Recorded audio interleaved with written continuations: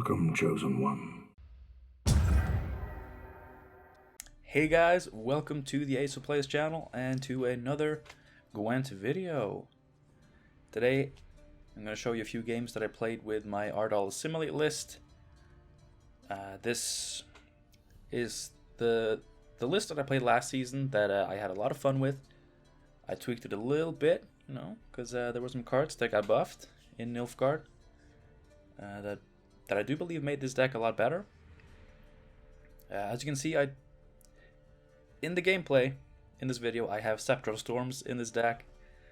That's just a meme that I struggle to just put aside, but it shouldn't be in there. Like, if there's one thing I learned today, it's that Scepter of Storms shouldn't be in there. So it's out now.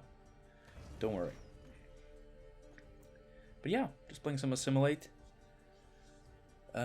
Got 3 games for you today. The 3 most enjoyable ones, and they were pretty enjoyable. And just before we get into, you know, the meat of the video, I just want to, I guess, put up a disclaimer. This is not a video about me showing off an amazing deck that you should definitely try. This is not me. I was gonna say, I had this all planned out. Like, basically, this is just for fun. Yeah. Like when I posted my mail video, like, that was a lot of fun. A lot of people loved it. You know, but there were people who said that, oh, sure, this works against dumb people. It was just meant to be fun, and that's what I'm going for this season, because that's what we need. We need something that is fun. Like, I could play the top tier meta decks, but I haven't touched DJ. I haven't touched Full Test. I've touched Usurper. I've dabbled into the Ardal hyper thin stuff. Not the hyper thin, but just that which came before it. But I don't want to play those decks because, like, they're not fun to play. It seems like it's just the same generic stuff over and over again, and I would just know that I'd be making my opponent miserable, and I don't want that. Unless, of course, they are playing that stuff, and I can make them miserable by playing something else, like Mill. So yeah, this is just meant as just an entertaining video. Like, I've been playing so much Gwent this season, maybe more than I ever have. This season where it's probably been the least fun to play. I've been trying so many different fun things. I've been making my own decks for fun. I've been net decking fun decks, just to find something enjoyable that I could share with you guys. Just like, I know maybe a lot of you are taking a break from Gwent. I sure have considered it myself, you know, for this season. But I just know that if I could just get some entertaining gameplay, just some fun decks working out. You know, they don't have to be the best decks, they don't have to be optimal, they don't have to be consistent, but if I can just get some cool clips of them working out, and you know, like that would be really fun. And I think that's what we need. We need to see some enjoyable, some fun Gwent. And I gotta say, every now and then I do have a lot of fun, even this season. For example, with these games that you will be seeing today. So yeah, I want to talk more about the gameplay of this video, because I know there are some people who prefer, you know, live commentary over this post-commentary style of video. And I think maybe part of that is just that I'm not talking about the gameplay, I'm just rambling about other things. But I do actually want to be more on the gameplay during these videos. It's just, there's always so much to talk about, and you guys know me, I ramble, and when I don't have to stop and think about the game, oh man, I can just go on and on and on. But I do want to commentate more on the gameplay during these videos, because this is a Gwent gameplay video after all, right? So I'm trying to get better at doing that. Of course, this video I had some stuff to say, like the disclaimer and important stuff like that. You know, but this first game, like, it isn't important anyway. It's just, I'm playing against DJ. He's doing DJ things. But yeah, So today I had a positive win rate with this deck. Just barely. You know, played against DJ, a couple of full tests, and a couple of usurpers. You know, all that good stuff. The same stuff as every other day. It's getting tedious, and you know, that's just, it is what it is, as Freddy Babes says all the time in his videos. Well, it is what it is. He doesn't have that sort of a British accent, but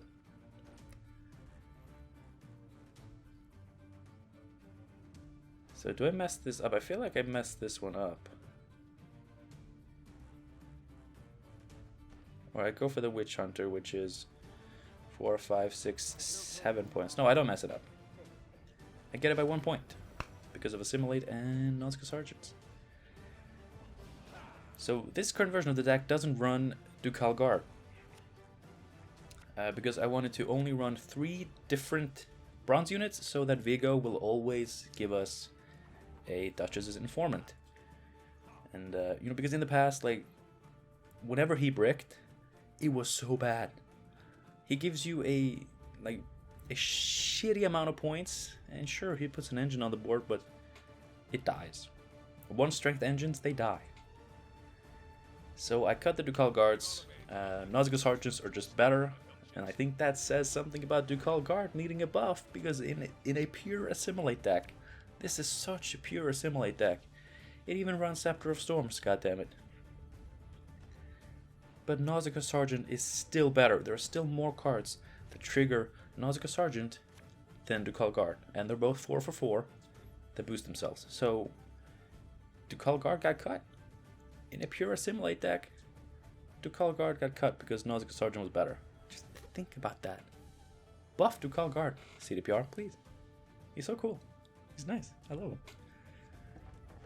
And the main problem with this is that in the past, if you didn't get a diviner in your hand for operator, you usually had at least another Ducal Guard in the deck, because often, you know, one of them got pulled by portal, but there usually was one left, so you had 3 targets for operator. Now there's only 2. I had operator brick a couple of times today, and I don't like that. I really like having operator in this because, you know, just of how many Imperial Diviners we can make. And, you know, the Diviners, they trigger Assimilate when you create them, but they have deployability, so they trigger Nilfgaard Sergeants. It's actually really strong. And, of course, in a matchup like this, I love playing this deck against Bounty, because we have so many Purifies. And they're cards we want to play anyway, so it's not like we lose anything by having to Purify. We just Purify. And he forfeits. So that's actually the main reason I wanted to play Assimilate today, is because I'm so sick of Bounty. I get so wrecked by Bounty all the time. Because, you know, they just set up the bounties and then you will Persodi. Nerf it, please. CDPR, come on, nerf it. Please. Anyway. This is Usurper. And, you know, Usurper, he's a piece of trash. You know, he shuts off our ability. Luckily, our ability is, I mean, it's just a control tool. A lot of points. Ardal, by the way, seizes for 5 in this version of the deck because so many of the control-y tactics are better. It's so sick. But yeah, he's denying us points. He's denying us some control elements by shutting off our leader. But, I mean, our general game plan is still the same. And we have 6 more provisions. So yeah, I'm running Hefty Helga in this version of the deck because, like I said, Ardal seizes for 5, which means we have 8 tactics. Hefty Helga only needs you to play 1 to be an 8 for 8 that has dealt 4 damage, and then everything beyond that is insane. But I'm thinking about cutting it just because, like, you know, if there's something better we can do with those provisions, then, you know, it's an easy cut because it doesn't actually do much for our deck. It's just more control. It is good. Like I said, we run 8 tactics, And you really only need to play one for Hefty Helga to be at 8 for 8. And it's an engine, it has a shield, it is a pretty good card, so maybe I'm just going to keep it in, I don't know.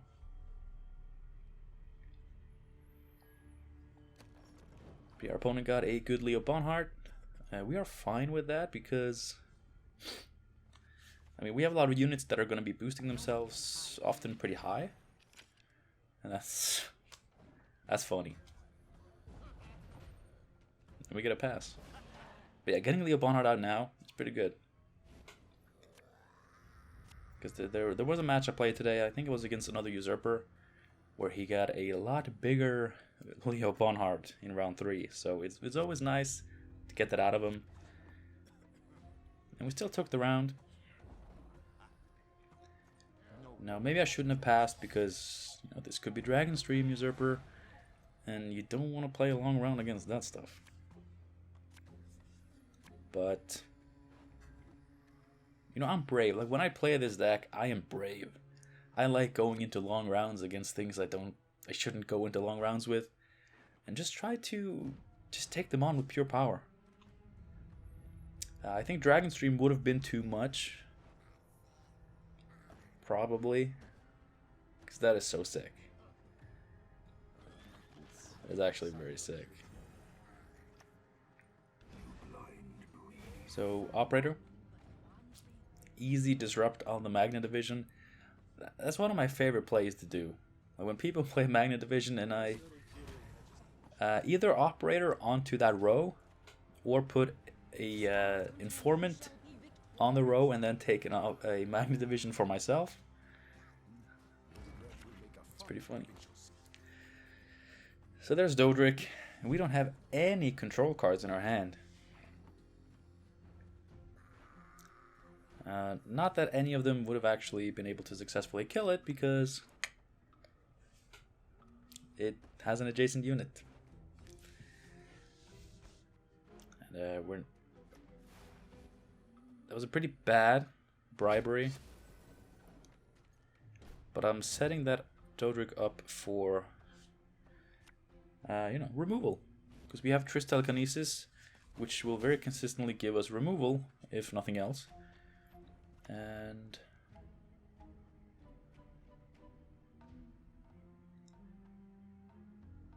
I probably should have focused on killing the Dodric. Like, to be honest, I think that would have been the correct play. Because Usurper does a lot of stuff to Dodric. Oh, because he plays so many shitty cards and he's just cycling through them. I mean, my idea was that maybe the Frost would hit it down to 2 and then I could steal it, but that's a shitty plan. I should have just, you know, telekinesis and tried to kill it. That honestly, that would have been the better play. And the fact that I still don't do it, I mean, this is pure greed. This is pure greed, what you're seeing here. Because I'm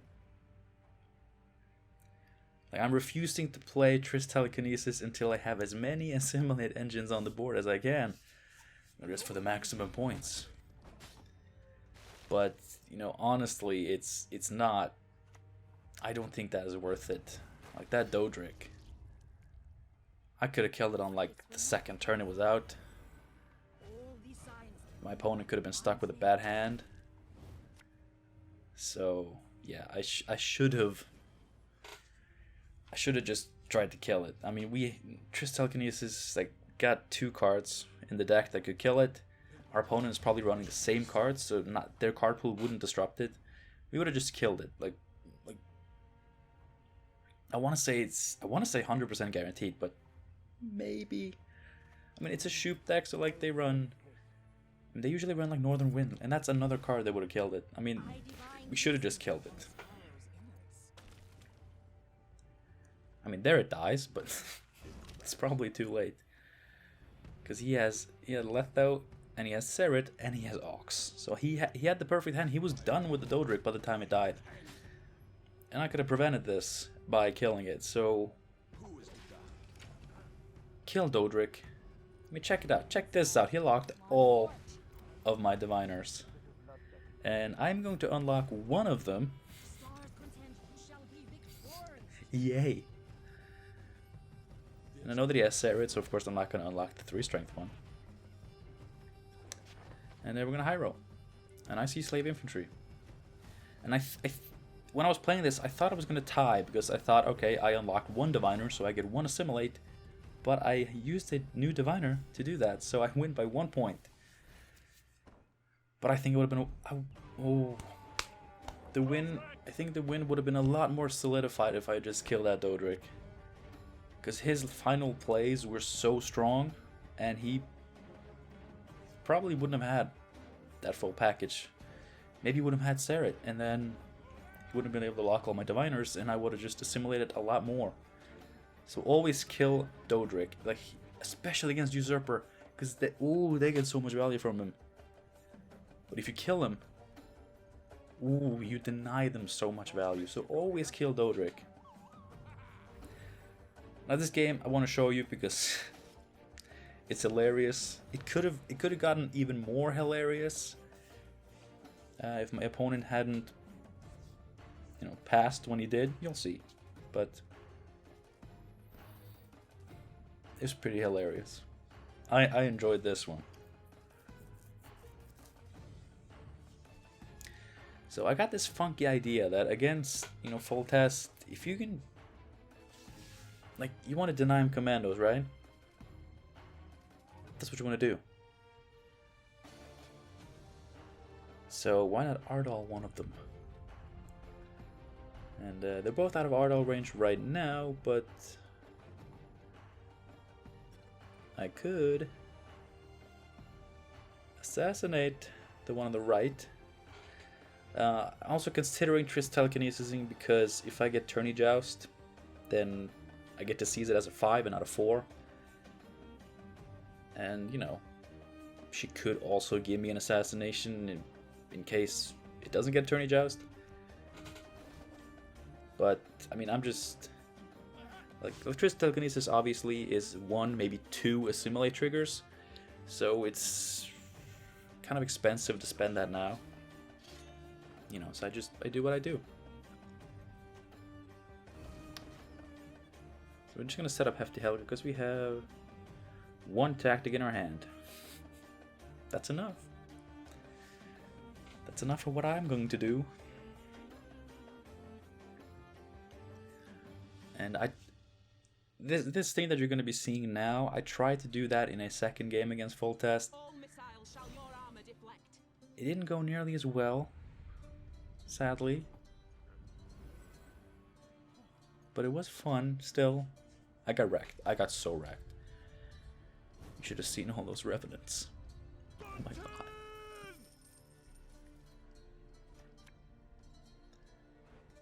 So here we go.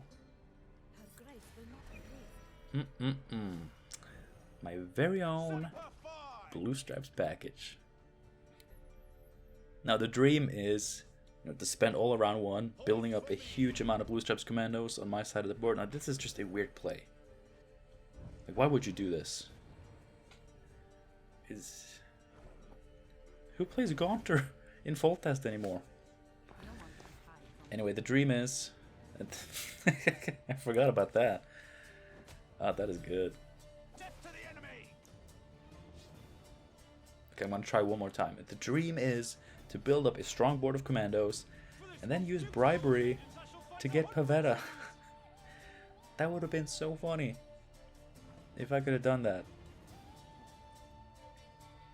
But of course it's super reliant on RNG.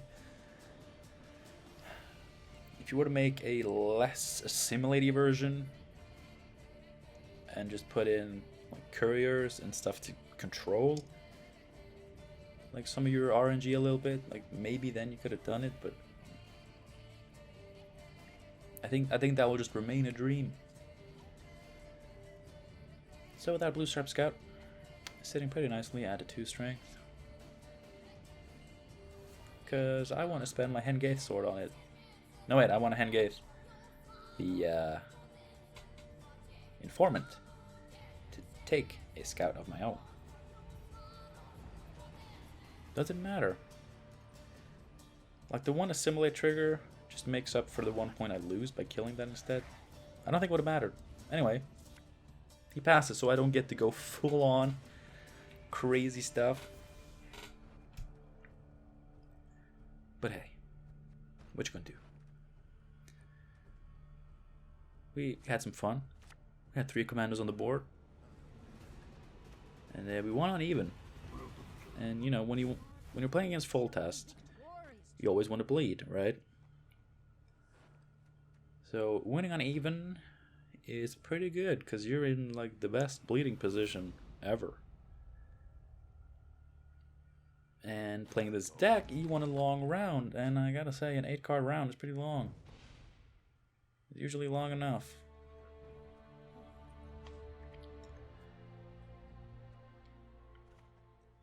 So I like playing my diviner from hand before I start assimilating diviners, just for the extra points.